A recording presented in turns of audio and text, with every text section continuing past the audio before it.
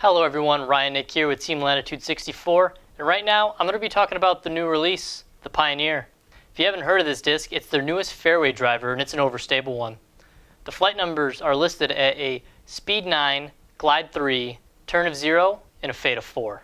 So this disc is going to be on the longer end of the fairway drivers, but it's going to resist that high speed turn while having a predictable overstable finish. So first I'd like to talk about how it feels in the hand. Like I said earlier, it's a speed 9, so the rim on it isn't too large. And if I weren't looking, I'd almost say I was holding a dynamic discs Felon. Has a pretty similar profile to the Felon, and also features a rounded shoulder and a relatively flat top. I was able to get out to the field the other day and throw it a little bit. I recorded it and added on my flight insight trackers. Let's see how it looks. First throw with the Pioneer, flat into a headwind, holds that straight line and still wants to fight out of it to the ground. With a right to left crosswind, I give it some height, wanting to see what it's going to do. The wind holds it up, but finishes way off to the left. The other way, the left to right crosswind, doesn't push it over at all, holds straight, and still wants to fight out. Lastly, low and flat, I want to see if it's going to get a skip since it's overstable, and yeah, there's a pretty long skip. So I hope that was able to give you a better idea of how the Pioneer flies, but I want to talk about it some more.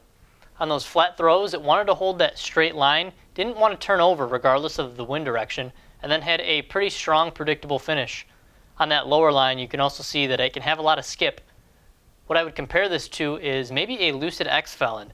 I think this is a little bit more stable than the Lucid Felon, but it's not as overstable as the ATI or the Criminal in my opinion. I really see this disc being useful in a lot of players' bags. For the slower arm speeds, it's their fairway driver they can pull out for that consistent hyzer while still giving them a little bit of distance but not sacrificing on the reliability.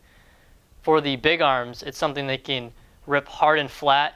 It's going to maintain that high speed stability and give them that predictable finish. As for me, I know I'm going to be putting a Pioneer in my bag. Right now my most overstable fairway is the Zion, and with that I get some turn and the fade definitely isn't as strong as the Pioneer. The Felon was a bit too straight for me and I didn't care for the feel of the ATI or the Criminal.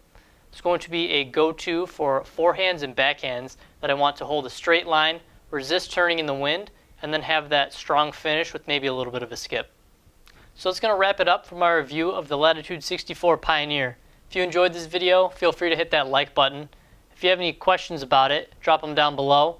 And if you don't want to miss out on more disc golf content, be sure to hit that subscribe button. Thanks for watching.